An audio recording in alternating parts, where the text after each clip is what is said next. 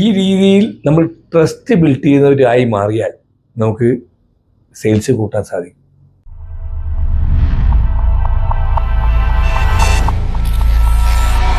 Trust build ചെയ്താൽ മതി, നമുക്ക് ഗംഭീരമായിട്ട് ഈസിയായിട്ട് സെയിൽസ് കൂട്ടിയെടുക്കാൻ പറ്റും. നമ്മളെ വിശ്വാസമില്ലാത്തതുകൊണ്ടായിരിക്കാം, ഇല്ലെങ്കിൽ നമ്മുടെ പ്രൊഡക്റ്റ് വിശ്വാസമില്ലാത്തതുകൊണ്ടായിരിക്കാം, ഇല്ലെങ്കിൽ നമ്മുടെ കമ്പനിയെ വിശ്വാസമില്ലാത്തതുകൊണ്ടായിരിക്കാം യഥാർത്ഥത്തിൽ ആ വ്യക്തി സാധനം വാങ്ങാതിരിക്കുന്നത്. അപ്പോൾ സാധനം വാങ്ങണമെങ്കിൽ നമ്മൾ നമ്മുടെ വിശ്വാസം കൂട്ടിയെടുത്താൽ മതി. വിശ്വാസം കൂട്ടിയെടുക്കാൻ നമ്മൾ ആദ്യം ചെയ്യേണ്ട പണി, നമ്മൾ പറഞ്ഞ കാര്യം ചെയ്യുന്നവരാണ് എന്നുള്ള ആ ഒരു ഉത്തമ വിശ്വാസം അവർക്ക് ഉണ്ടാക്കി കൊടുക്കണം. സമയനിഷ്ഠ, നമ്മൾ പറഞ്ഞ ആ സമയം, അവർ എത്ര മണിക്കാണോ നമുക്ക് അപ്പോയിൻമെൻറ്റ് തന്നത് ആ സമയത്തിന് ഒരു 5 മിനിറ്റ് മുമ്പേ അവിടെ എത്തിച്ചേരുക. അപ്പോൾ തന്നെ അവർക്ക് ആ വിശ്വാസം ഊട്ടി ഉറപ്പിക്കാൻ സാധിക്കും. ഇനി അവിടെ എത്തിയതിന് ശേഷം നമ്മൾ നേരത്തെ വന്നതാണോ ഇല്ലയോ എന്ന് അവർ ശ്രദ്ധിച്ചിട്ടുണ്ടാവില്ല. അപ്പോൾ അവരോട് പറയാം, 5 മിനിറ്റ് ഞാൻ നേരത്തെ വന്നു കേട്ടോ, സോറി കേട്ടോ, കുറച്ച് നേരത്തെ വന്നു, സാർ ഇന്ന് തിരക്കിലാണോ, ഇല്ല മേഡം ഇന്ന് തിരക്കിലാണോ എന്ന് നമ്മൾ അവരോട് അങ്ങോട്ട് ആവശ്യപ്പെടുന്ന ഒരവസ്ഥ. അന്നേരമായിരിക്കും ചിലപ്പോൾ അവർ ശ്രദ്ധിക്കുക. അപ്പോൾ അവരുടെ ഉള്ളിലുണ്ടാവും ഇയാൾ കൃത്യനിഷ്ഠയുള്ള വ്യക്തിയാണ്. അപ്പോൾ ആ രീതിയിൽ വിശ്വാസം നേടിയെടുക്കാൻ നമുക്ക് സാധിക്കും. അപ്പോൾ ഈ രീതിയിൽ നമ്മൾ ട്രസ്റ്റ് ബിൽഡ് ചെയ്യുന്നവരായി മാറിയാൽ നമുക്ക് സെയിൽസ് കൂട്ടാൻ സാധിക്കും. രണ്ടാമതായിട്ട് നമുക്ക് പ്രൊഡക്റ്റിനെ കുറിച്ച് യഥാർത്ഥ നോളജ് ഉണ്ടായിരിക്കണം. നമുക്ക് കറക്റ്റായിട്ട് പ്രൊഡക്റ്റിനെ കുറിച്ച് പറഞ്ഞു കൊടുക്കാനുള്ള ഒരു കഴിവുണ്ടായിരിക്കണം.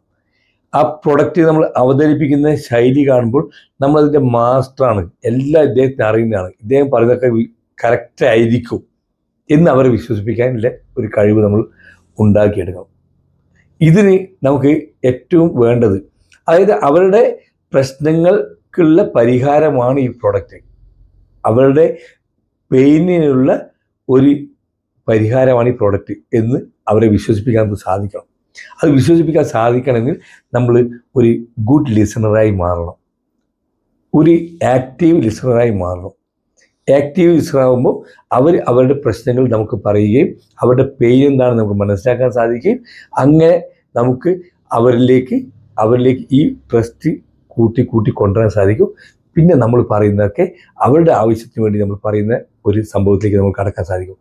ഈ സംഭവം അവരിലേക്ക് നമ്മളുടെ വിശ്വാസം കൂട്ടുന്നതായി കാണാൻ സാധിക്കും. ബന്ധങ്ങൾ സ്ഥാപിക്കുക. നമ്മൾ ആദ്യം തന്നെ കണ്ടൊരു വ്യക്തിയെ പെട്ടെന്ന് സെയിൽസ് ക്ലോസ് ചെയ്യാൻ ശ്രമിച്ചാൽ അദ്ദേഹം വഴുതി മാറിപ്പോകുന്നതായി കാണാൻ പറ്റും. നേരെ മറിച്ച് അവരുമായിട്ട് നല്ല ബന്ധങ്ങൾ സ്ഥാപിച്ച് പിരിയാൻ പറ്റാത്ത വിധത്തിലൊരു ബന്ധം വെക്കുമ്പോൾ നിങ്ങളോടുള്ള വിശ്വാസ്യത കൂടും. അപ്പോൾ അവർ നിങ്ങളുടെ പ്രൊഡക്റ്റ് വാങ്ങിക്കാൻ തയ്യാറാവുന്നതായിട്ട് കാണാൻ പറ്റും. പിന്നെ നമ്മൾ ചെയ്യേണ്ടത്, നമ്മൾ നല്ല ഫോളോ അപ്പ് ചെയ്യാൻ തയ്യാറാവുക. ഈ ഫോളോ അപ്പ് എന്ന് പറഞ്ഞാൽ ഒരു തവണ കണ്ട വ്യക്തി 2, 3, 4, 5, 6 തവണ, 10, 20, 100 തവണ എന്ന് തന്നെ പറയാം. ആ രീതിയിൽ ഫോളോ അപ്പ് ചെയ്യാൻ നമ്മൾ തയ്യാറാവുന്ന സമയത്താണ് നമ്മൾ ഈ ബന്ധം കൂടിക്കൂടി വരിക, നമ്മൾ വിശ്വാസം കൂടിക്കൂടി വരിക. ആ ഫോളോ അപ്പിൻ്റെ ഭാഗമാണ്. ഒരിക്കൽ നോ എന്ന് കേട്ടാൽ ആ നോ എന്ന് നോട്ട് ഫോർ എവർ, എല്ലാ കാലത്തൊക്കെ അല്ല നോ. ചിലപ്പോൾ അവരുടെ കയ്യിൽ അന്നേരം പൈസ ഉണ്ടാവില്ല, ഇല്ലെങ്കിൽ ചിലപ്പം അവർക്ക് വിശ്വാസം ഉണ്ടായിട്ടില്ലാവില്ല. നിങ്ങൾക്ക് ഈ ജോലി തന്നെ, ഇതേ കമ്പനിയിൽ തന്നെ എത്ര കാലം നിങ്ങൾ പ്രവർത്തിക്കുന്ന അവർക്ക് വിശ്വാസം ഉണ്ടാവില്ല. അങ്ങനെ പല ഘടകങ്ങൾ കൊണ്ട് അവർ നോ പറയാനുള്ള സാധ്യത ഉണ്ടാവും. പക്ഷേ ഈ നോ എന്ന് വിചാരിക്കുമ്പോൾ നമ്മൾ ഒരിക്കലും ആ വിട്ടുകളയത് അവരെ നിരന്തരം ബന്ധപ്പെട്ട് ഫോളോ അപ്പ് ചെയ്യണം.